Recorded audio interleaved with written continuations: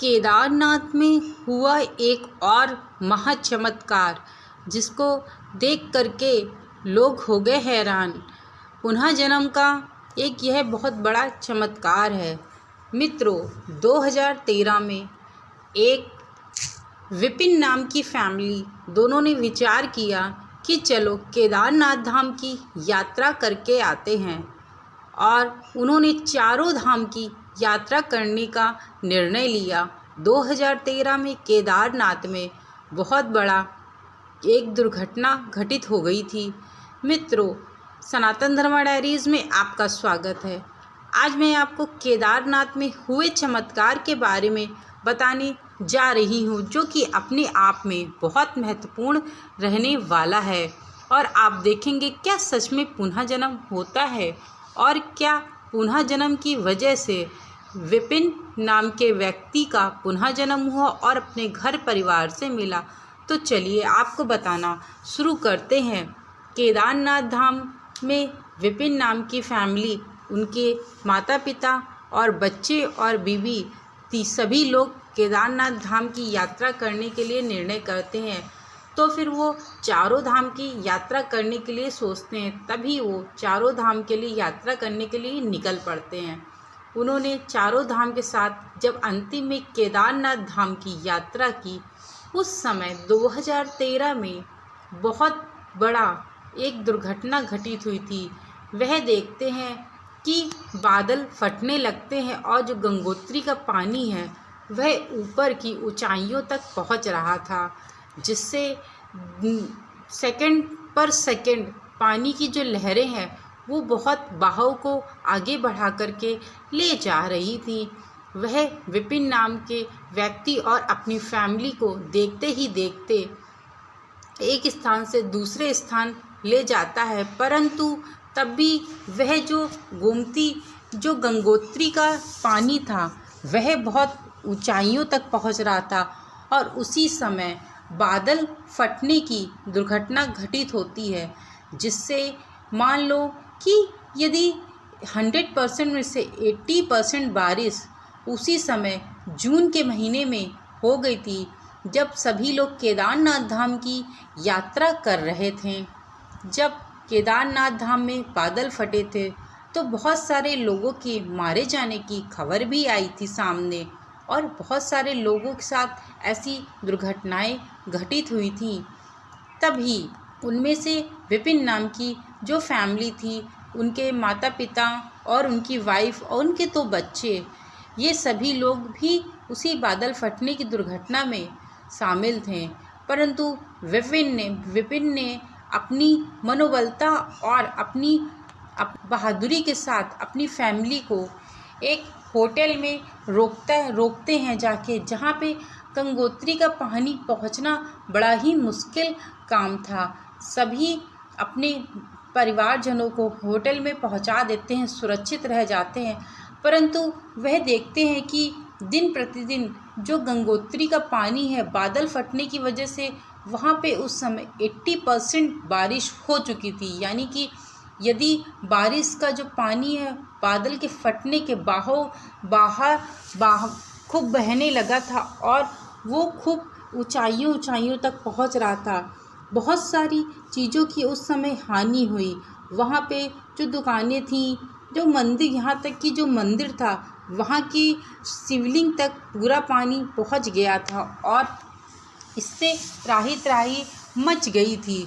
मित्रों, आपको बता दें कि केदारनाथ धाम की यात्रा करना इसलिए भी मुश्किल कहा जाता है क्योंकि जो व्यक्ति बीमार है या जिसको ऑक्सीजन की कमी होती है, वह व्यक्ति कभी भी केदारनाथ धाम की यात्रा नहीं करता है, और उसके जीवन में कभी भी केदारनाथ धाम के दर्शन प्राप्त नहीं होते हैं।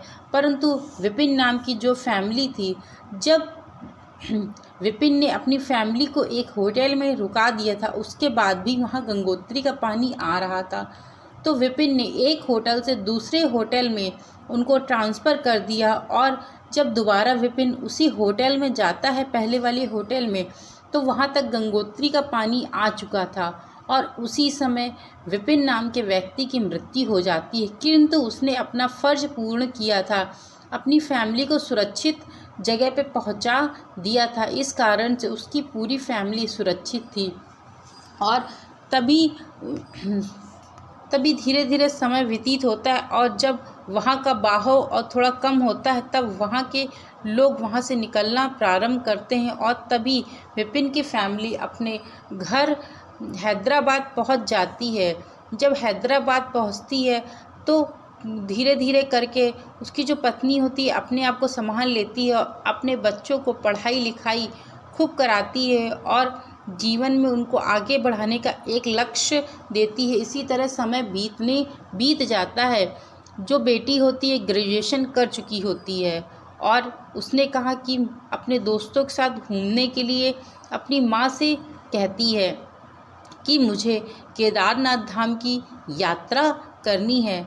परंतु उसकी माँ को दिल दहला देने वाली घटना पूर्ण रूप से याद थी। उसकी आंखों में पूरी छपी हुई थी, क्योंकि 10 वर्ष पहले जो घटना घटित हुई थी केदारनाथ धाम में वह किसी से छुपी हुई नहीं थी, क्योंकि उस महिला ने अपने पति को खोया था, जिस कारण से आज भी वह विधवा की ज़िंदगी जी रही थी।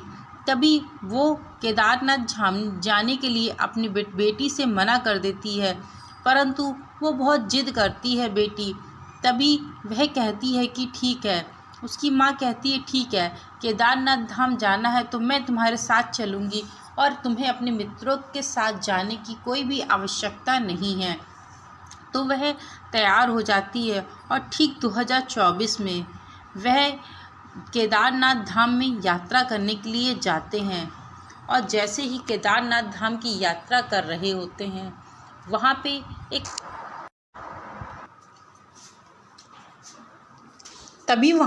एक मात्र 10 साल का बच्चा दिखता है रोते हुए।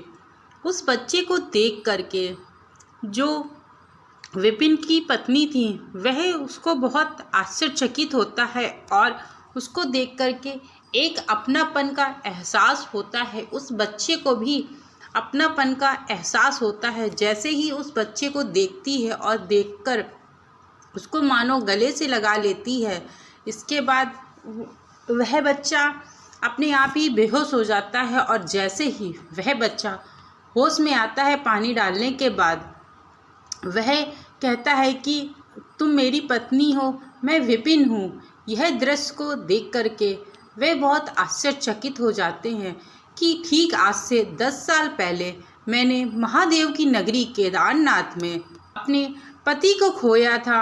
आज बच्चे के रूप में पुनः जन्म में मुझे वही पति प्राप्त हुआ है। और यह सब चीज़ों को देखकर उसको विश्वास तो नहीं हो रहा था, परंतु वहीं पर स्थित एक ब्राह्मण ने, एक पंडित ने आकर के संपूर्ण घटनाओं का रहस्य जब विपिन की पत्नी को बताया कि आज से ठीक 10 साल पहले 2013 में तुम्हारा पूरा परिवार यहाँ पे केदारनाथ धाम की यात्रा करने के लिए आया था, उसी में सभी लोग जीवित रह गए थे और तुम्हारे पति की मृत्यु हो गई थी बादल फटने की वजह से। यह सब चीज़ें सुन करके वह बहुत आश्चर्यचकित रह जाती है, परंतु उस बालक को करती भी तो वह क्या करती।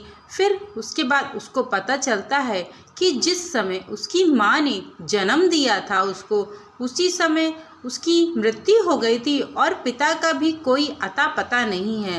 तभी वह दोनों, बेटी और माँ दोनों, उस बालक को ले जाने का फैसला करते हैं और अपने घर में ले आते हैं। महादेव की कृपा से जो कुछ केदारनाथ में घटित हुआ था, दोबारा भगवान न करे ऐसी कोई दुर्घटना घटित हो, क्योंकि वह दुर्घटना ने बहुत सारे लोगों को जीवन दान देने की बजाय बहुत सारे लोगों को मृत्यु के घाट उतार दिया था, जिस कारण से मनुष्य को अपनी कुदरत का करिश्मा के रूप में कहा जाता है कि कुदरत का यह प्रलय था जब बादल केदारनाथ में फटा था। बहुत सारे परिवार हीन विलीन हो गए थे और तभी पुनः जन्म के बाद महादेव की कृपा से उनको मिल जाते, वह दोनों अपनी नगरी में चली जाती हैं। मित्रों, मेरे द्वारा यह सच्ची घटना 2013 से 2024 की बताई गई। आप लोगों को ज़रा सी भी इंटरेस्टिंग लगी हो या फिर सत्य की घटना महसूस हुई हो, क्योंकि यह एक सत्य की घटना ही है। 2013 में ऐसा घटित हुआ था। मेरे द्वारा बनाया गया यह वीडियो आप लोगों को अच्छा लगा हो तो चैनल को लाइक शेयर सब्सक्राइब करना मत भूलिएगा। Thank you so much video को वॉच करने के लिए।